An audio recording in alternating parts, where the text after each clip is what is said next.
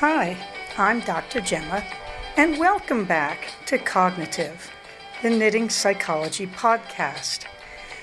Cheerfully and somewhat irregularly in business since 2008. Segments today may include what's on my hooks, needles, and spindles, a strategy, something I really like, put a lid on it, oh shoot, and blather. So sit back, put your feet up, pick up your knitting, crocheting, spinning, weaving, or dyeing, or any other yarny thing you're doing, and get ready to enjoy. Well, hello there. It's Dr. Gemma, and this is a brief addendum to episode 86 because I realized I left you all in suspense yesterday. I was using the recording of that episode as a means of kind of calming myself down while I waited for the beloved husband to come home from St. George, Utah. So I am recording this to let you know that he rolled into town safely at about 12:30 p.m. yesterday afternoon.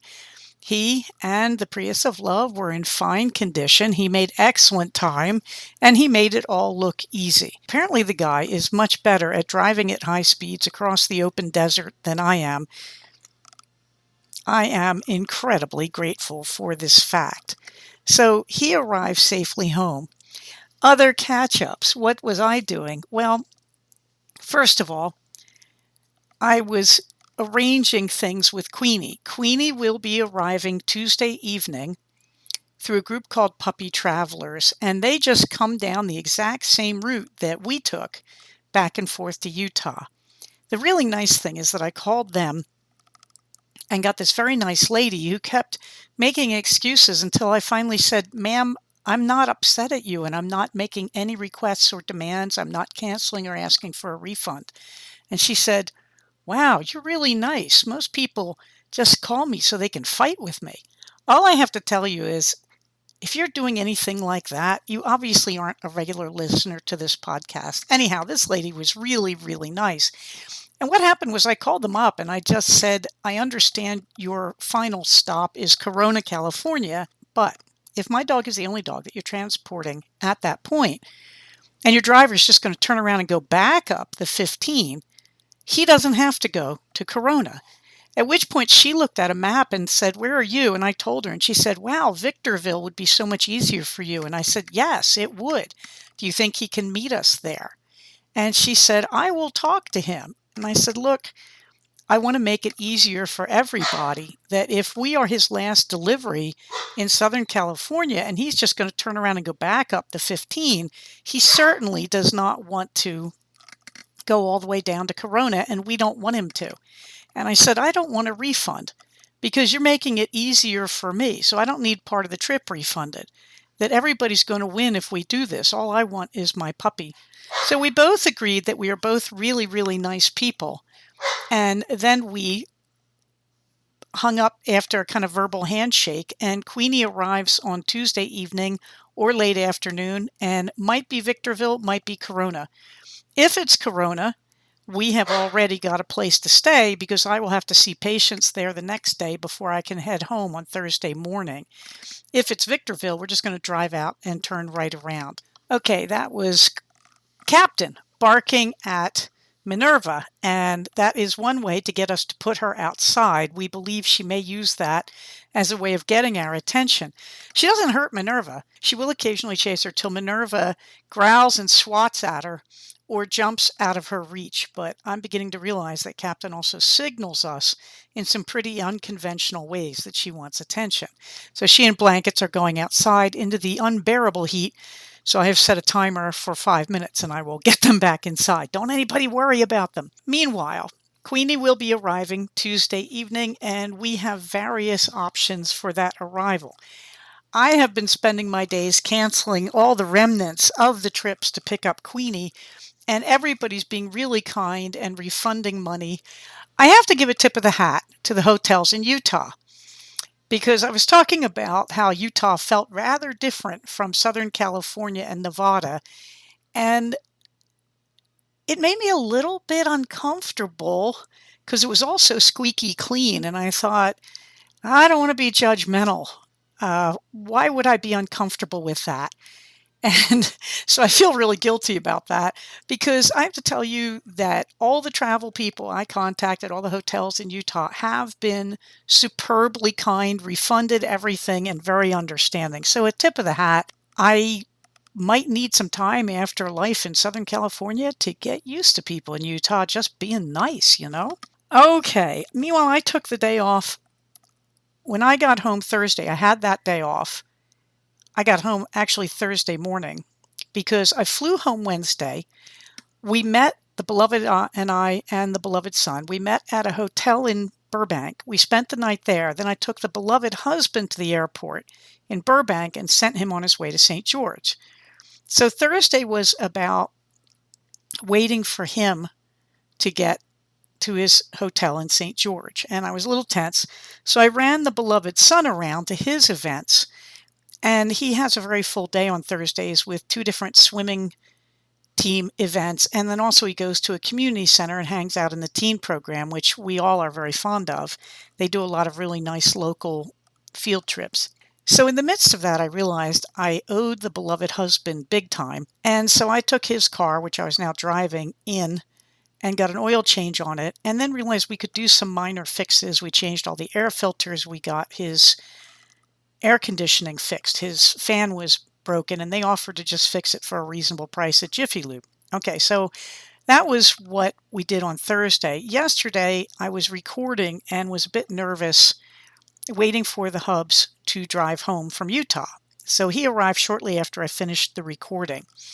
Meanwhile, the animals were really glad to see me. Minerva was on the bed about 6 times in the middle of the night last night trying to cuddle with me and purr and bathe my face. So Minerva is outstandingly happy to have me back. Captain became my Velcro dog yesterday and just hung around with me.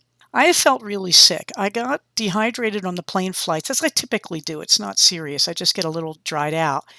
But Thursday, running around in the extreme heat here, it's about 100 degrees, to shuttle my son in a car with no air conditioning really finished the job. So I've been kind of dehydrated and sick. And so I've been unable to tell how sick I've actually been because it all started with getting on the plane and the plane being hot and having no air conditioning on, I believe, Monday morning. And I've been sick off and on since then between the hot plane, the stress over Queenie, the altitude sickness going to St. George, the stress over driving, that sort of thing. So I couldn't figure out what was wrong with me or what was going on. Well, the answer is by yesterday, it was just dehydration. And my husband figured that out by the evening and started trying to get me fluids. And meanwhile, he was home, as I said, at 12:30 p.m. And we shuttled our son around and got car repairs finished and just all went out to dinner last night and came home and everybody crawled into bed at 9 o'clock and passed out.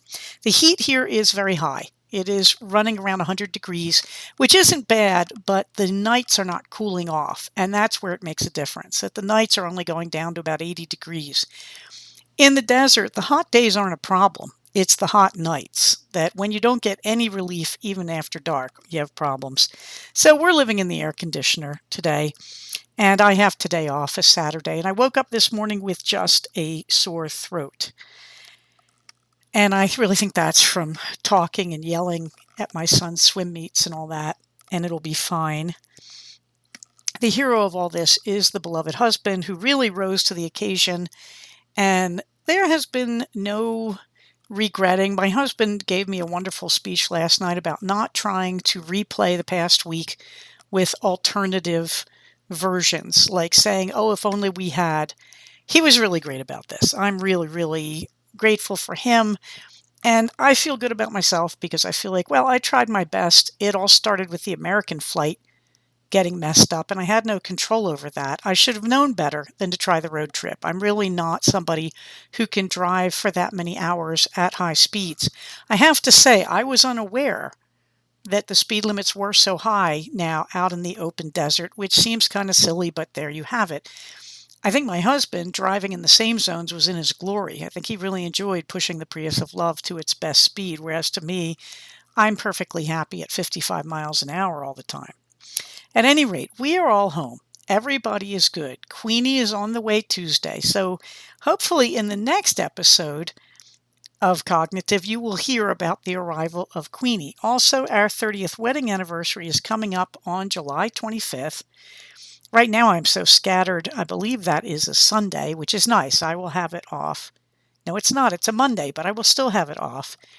And we are moving on to the next puppy and the next part of our lives. Poor puppy, traveling cross country without the people who are ready to love her. Although I have a lot of faith in these puppy travelers people. She gets on her trip tomorrow. They will load her up tomorrow, Sunday, and we will see her Tuesday. And I'm really happy to meet her. I wish I could have done a better job being with her as she leaves home for the first time. This is not something we wanted to do because Eleanor found it so challenging when she was flown cross country. But again, she will be with a real human in a van, in air conditioning, and get walkies and all sorts of treats and feeds. It won't be the horrifying experience of being loaded into cargo on an airplane your first time away from home. So there we are. I can't believe I got this much time out of this. Thank you for your patience. But I wanted to update everybody and let you know how we're doing. If you want to know about knitting, I did start again on the Sunnybank Love Scarf. And I am cheerfully working away, really kind of randomly, on the blocks for the Don't Know Yet blanket. But I think I'm kind of ahead now. And I don't care how much. I'm just happy to be home and to have everything working out. So having said that, and fortunately no COVID either as far as we can tell, despite the traveling.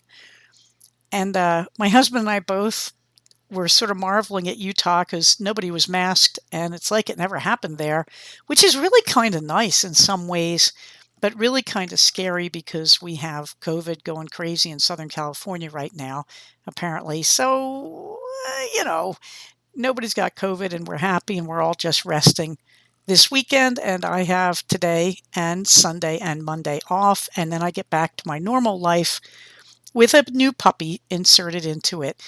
And at last, the Eleanor saga finally draws to a close.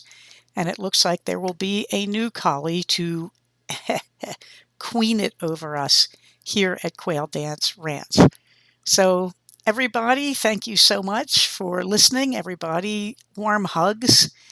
And thank you for all the kind comments on the social media accounts. Everybody, please stay safe, take care of each other, and I will talk to you soon. Bye-bye. So we have come to the end of another episode of Cognitive. Please do not use this podcast to diagnose yourself. If you think you are having a mental health problem, please contact a licensed mental health professional.